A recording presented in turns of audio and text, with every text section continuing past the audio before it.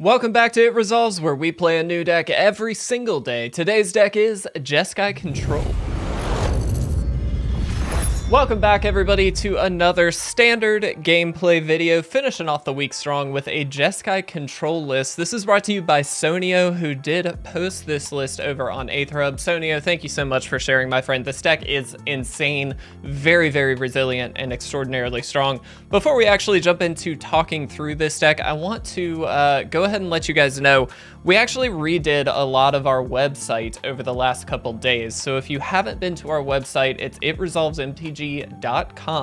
You can view all of the changes there. We've incorporated a little bit more information there, including the Magic News Archive. So we're actually RSS feeding in all of the news from Magic's website, so that way you can stay up to date with things on our site, as well as, of course, updating articles, as well as gameplay videos, things like that. We even have some new store items that I'm really, really excited about. So I do encourage you guys, please check that out. We'd really appreciate it. Any and all support really does mean a lot. And again, if you want to pick up any apparel, we've got some proxies over there that are not copyrighted artwork, of course, that are available for you to pick up as well. We really would appreciate it. And again, hopefully over the next couple days and weeks, we'll be making some other changes to that site as well. So definitely look forward to that. But let's talk through today's deck. This is Jeskai Control, and it is a bomb. For anybody that doesn't, or maybe hasn't played Jeskai Control over something like Azorius Control, the big difference here is we get access to burn spells, which is extraordinarily helpful. We do have Flame Blessed Bolt here in the 1-drop slot.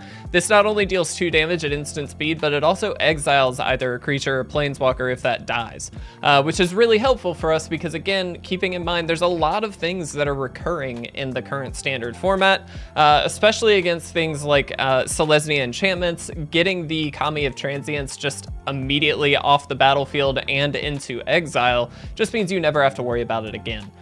We also do have Fires of Victory here. We've actually played with this card fairly recently in the Teamer Kicker deck, and it was very good there, as it is here as well. This is a very good spell. Obviously, it works better the more cards you have in your hand.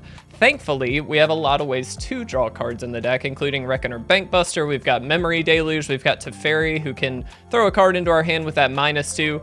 Sphinx of the Clear Skies is really one of the biggest payoffs of the deck. This is kind of the big finisher. It's difficult to deal with, difficult to block, and generally speaking, will at least replace itself, if not do more, in terms of refilling the hand.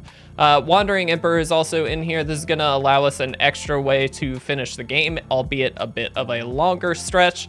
And then in the early turns of the game, we do have Make Disappear as well as Dissipate to help us kind of interact with the opponent. Celestis is going to help ramp us, and at the very top end, we do have 3 Farewells to basically be the catch-all that we need to make sure that we don't have a bad game plan against any deck. As far as the land slots go, we do have a handful of these tri-lands, mostly to help with that domain cost or domain trigger off of the Sphinx here. And so we really can see a lot of cards with the Sphinx and hopefully get a bunch of awesome ones into our hand to finish out the game. So, guys, this is going to be a good one. Sonio really did a great job with this. I have practiced just a little bit with it. We're going to try and jump right in, though. Hopefully have some fun. Hopefully get some wins. Let's do it. All right, guys, and here we are for game number 1, and this is certainly a reasonable keep. While we don't necessarily get a turn 1 play, because I think we will lead with this Rafine's Tower to allow for that Make Disappear as well as turn 3 Dissipate, we won't be able to turn 1 Flame Blessed Bolt, but we will be able to, of course, on turn 2, or use that Fires of Victory, whatever we need to do. So these should give us all the early game permission that we need, and then that Farewell, of course, really topping us out. So at this point, we really just need more lands and maybe a mid-range threat at some point down the line, but other than that, we should be okay. That's kind of the nice thing about these control decks, is that you can really go light on the finishers, because eventually you'll get there, and we've got all the permission in the world to make sure we actually do. So let's hope that works out. Definitely need some lands. That would be the crucial piece. Awesome. So no turn 1 play from the opponent. There's our mid-range threat, which is not bad. Still would really like more lands. I think that's much more crucial at this point. But most likely we'll just Make Disappear anything that they do. And unfortunately, no lands is not going to work for us. We've had issues with lands lately, guys. I don't know if you've noticed, this week seems to be very bad for us. But that's okay. Again, all the interaction in the world, so we do have outs at the very least. Should probably turn off auto passing just in case. Opponent taking a little bit to decide if they want to throw something out on our turn. Kind of curious to see if they do have anything. It looks like maybe not. Awesome. So at the very least, we know the opponent isn't really doing anything either. And even if they do this turn, we've got answers galore, so not terribly concerned. Hopefully, we draw a land or two. If we can draw, again, a land or two in the next couple turns, that'll get us up to Memory Deluge, which should give us, of course, any outs that we might need. Perfect. So we'll just go ahead and make disappear this, get it out of there. Don't really want to have to worry about that once it hits the board. And there is our land. That leaves up the Dissipate as well, which is a really nice one to go for. Depending on what they play, we may let it hit and then either use Flame Blessed Bolt or Fires of Victory, depending on what it needs to be. But I think, yeah, I think in this case, I'm just going to go ahead and Dissipate. We definitely want to be fairly proactive here, I think. Because we are behind on lands, we really don't want to be down on resources either in terms of actual playable cards. So them actually discarding a card from our hand is pretty big. And unfortunately, we did not draw a land there. So we are at the mercy of whatever they do, but we at the very least have a few little interactive burn spells. And again, that's the benefit of Jeskai over something like Azorius. Don't love that. The question is, do we go ahead and Fires of Victory? I think we do. Yeah, we'll go ahead and do this. And the question is actually, what do we discard here? This is a bit tricky because I don't want to discard the burn spells if I don't have to, but, and this is a bit of a non-bow, unfortunately. I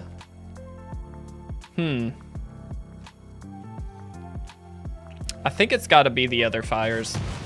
As much as I don't want it to be, any land gets us very strong turn 4, or I'll say turn 4, 4 drops. Oh no, okay, well, the bad luck continues, everybody. Unfortunately, the thing about a control deck as well is that you generally will have ways to interact with the opponent, and so you can keep yourself in the game and give yourself that little hope. Unfortunately, I don't know that it's going to be enough. Okay, that is hopeful. Let's see, do we want to just play Teferi here? I think we do. I'm anticipating they'll have a solution to this, but I think we just need to pull a land from the top, so hopefully this -2 will get us there. Eventually it will be nice to have that Farewell as on top of everything else, because we can just exile basically anything we need to. Awesome. I am not going to go for the Sphinx. Instead, I'm going to go for the Xander's Lounge. As much as I would love the Sphinx, and honestly, the untapped land is also quite tempting, I think getting this down will, at the very least, smooth out our mana here a little bit. Okay. Yeah, so I'm just going to do this, and we'll pass. We'll keep it pretty simple. They're down to 2 spells in hand. I'm not overly concerned. They also didn't really do very much the last couple turns, so we're not out of it. That Teferi really helping us out there a lot, just being able to at least get somewhere on the land front. Okay.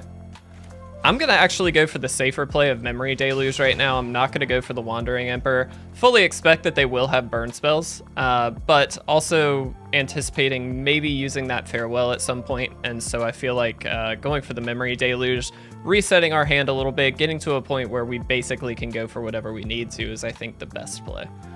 But we'll of course see.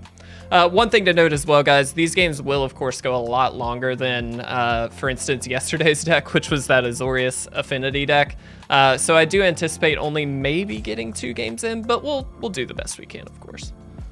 I actually really like all these. I think we'll just go for these 2 though. Cool. So now we are in a position of just holding everything up and potentially pulling the trigger on the Wandering Emperor here at some point, but we'll see. Okay. Do I actually care about this? I think I do, unfortunately.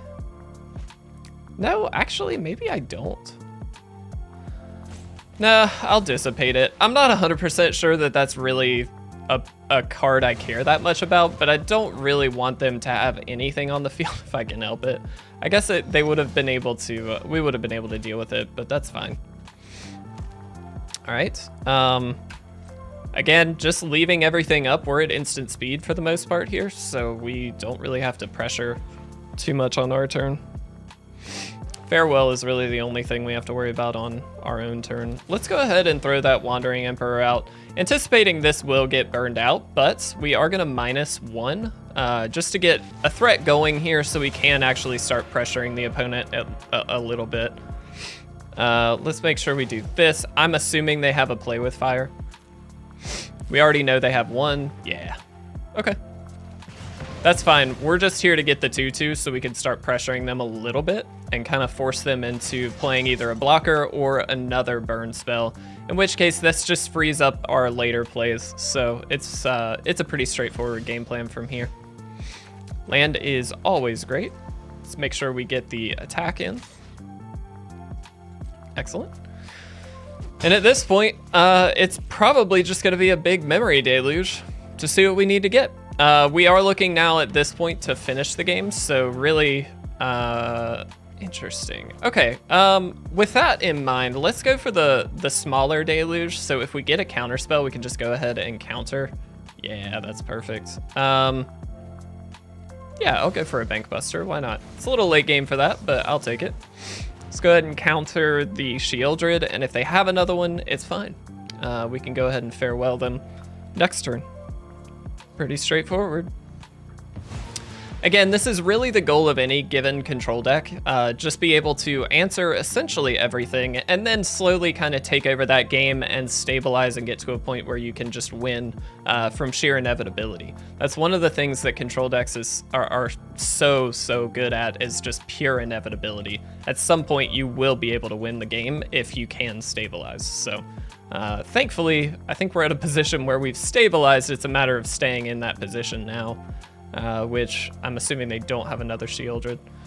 Kind of a lucky hit off of that Memory Deluge to be able to counter that, but I'll certainly take it. All right, first things first, let's get the attack in. No reason not to. Opponent also playing a bit slow here, so it is gonna unfortunately make this video a little longer, but we will at least get 2 games in, most likely. What's nice is that Reckoner Bankbuster actually ups our damage count here, basically doubling what we could do. So that's certainly a good thing. And I'm actually just gonna pass here. Again, we're leaving up a lot. 1, 2, 3, 4, 5, 6, 7. So we've got a big memory deluge. We also just have Reckoner Bankbuster, so like we have options.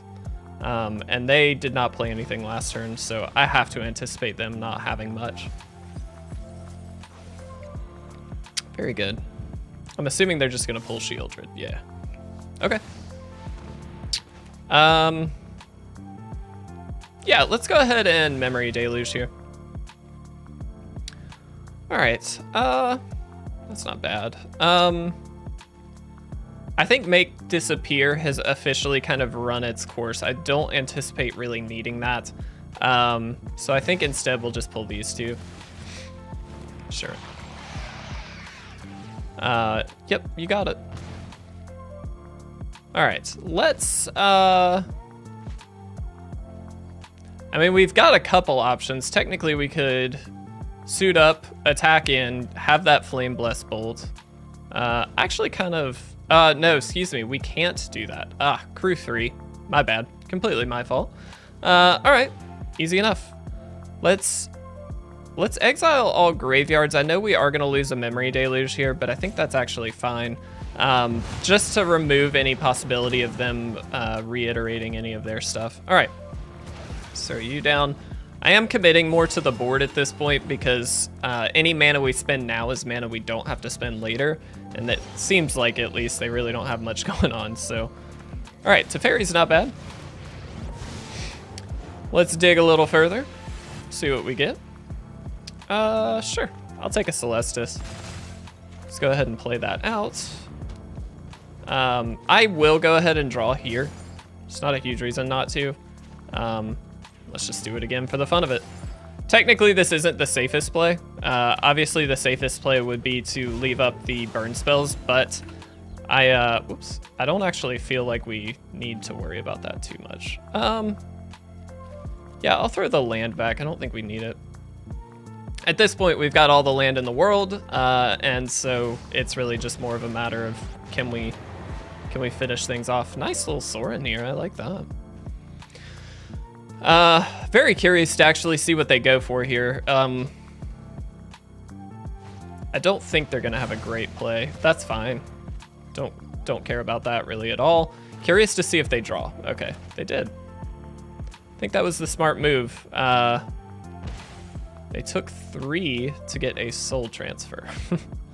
I'm really glad we exiled their graveyard. Keeping in mind, there's, again, so much recursion just built into a lot of these decks, and so it's just really crucial to make sure that we lock that out of the game, essentially. Go ahead and get that out of there. Whoops. Let's go ahead and do this. Nice. I guess we'll throw you out, and yeah, I mean, we can technically, I guess, just do this. Again, we don't actually need to, but like we can. All right. Like I said, guys, these games will go long, but I think we are in a reasonable position. Worth noting, Soul Transfer is sorcery speed, so if we throw the Wandering Emperor out at the end of their turn, they actually just won't have the ability to play this.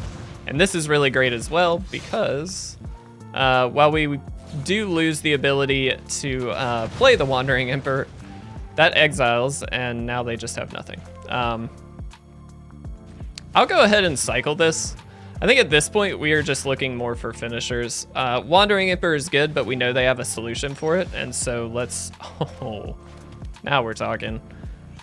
We also can just activate the Reckoner Bankbuster. Yeah, let's do this.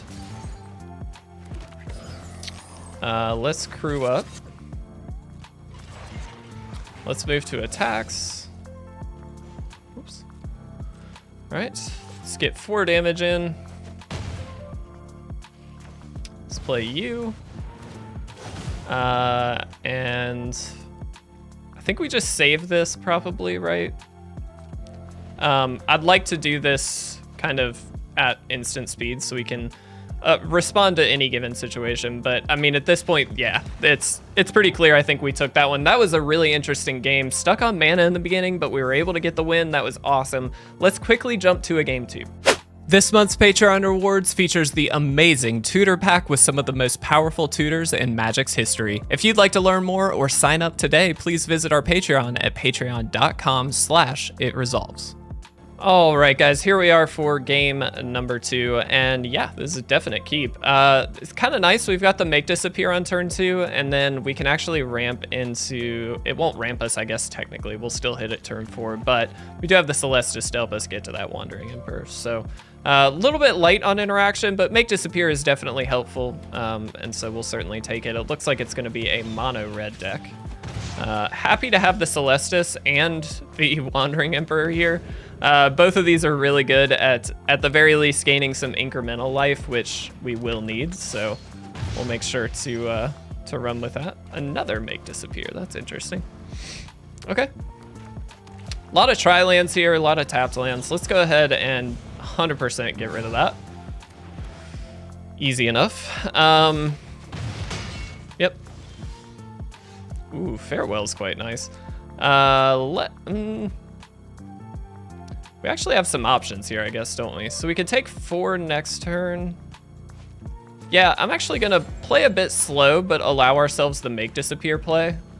Not 100% sure that this is gonna work out, but we'll try it. Not gonna counter that for obvious reasons. They can just pay it.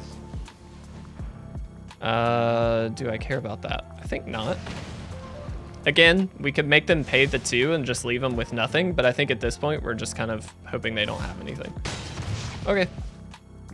What's nice is we do have a Farewell in hand, so at some point we should be able to kind of take this down. All right, let's go here. We're gonna probably force them into attacking the Wandering Emperor here, which is fine. I'm happy to trade that resource for whatever they want to throw out.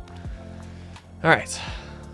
Worth noting as well, again, Farewell does exile graveyards, so there's a way that we actually just finish that off there as well. That's a great card. Okay, sick. Heck yeah.